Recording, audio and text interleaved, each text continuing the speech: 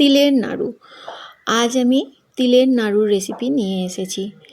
তিলের নাড়ু করবার জন্য চাই আমাদের আখের গুড়। আখের গুড়টা আমি বাজার থেকে নিয়ে এসে খুব ভালো করে জ্বালিয়ে নিচ্ছি, একটু পাতলা করে নিচ্ছি। তারপর আগে থেকে শুকনো খোলায় ভেজে রাখা এবং সাদা তিল বাজার থেকে নিয়ে এসে একটু ঝাড়াই বাছাই করে নিয়ে শুকনো খোলায় ভেজে নিয়েছি। সেই শুকনো খোলায় ভেজে রাখা সাদা তিলটা ওই গুড়টার সাথে মিশিয়ে দিতে হবে। মানে গুড় আর সাদা তিল এই দুটোকে একসঙ্গে বেশ ভালো করে পাক করতে হবে।